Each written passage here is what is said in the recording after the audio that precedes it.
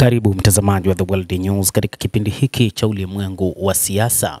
Mimi ni Adam Hussein na bado tunaendelea kukufahamisha mengi yanayojiri katika ulimwengu, lakini ni kauli iliyotolewa na jeshi la walinzi wa mapinduzi ya Kiislamu ya Iran IRGC wakisema wamejiandaa kikamilifu kuimarisha ushirikiano wao wa kimkakati na wapiganaji wa Kihouthi wa Yemen katika vita dhidi ya kiburi cha Israel.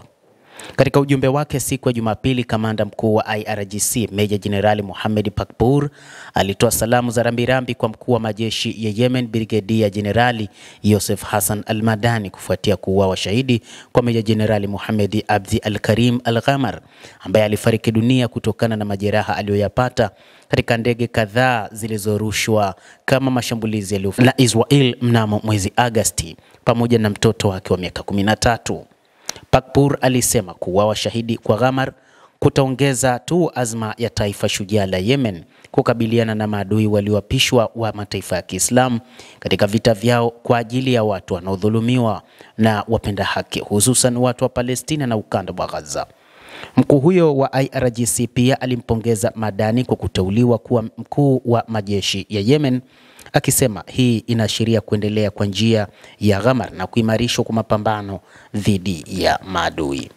Katika taarifa ya televisheni siku ya Alhamisi, jeshi la Yemen lilisema Ghamar aliuawa shahidi alipokuwa akitekeleza majukumu ya kuunga mkono Palestina.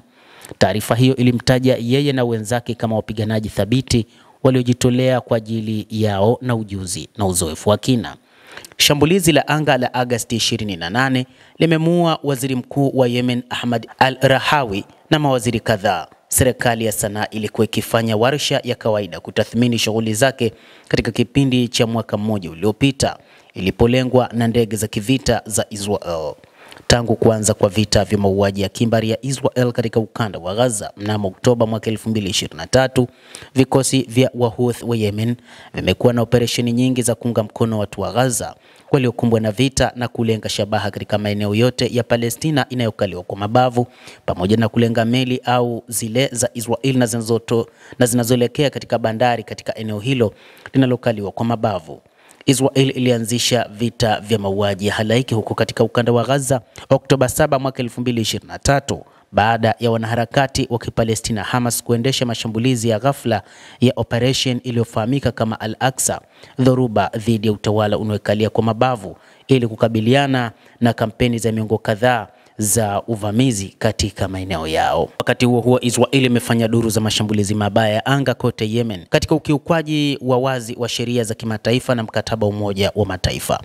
Mtazamaji wa The World News, endelea kutufuatilia, lakini usisahau kulike, kucomment, kadhalika na kusubscribe channel yetu hii ili uweze kupata habari hizi kwa mapana kupitia The World News. Naitwa Adam Hussein, endelea kuwa nasi wakati wote, endelea kutufuatilia.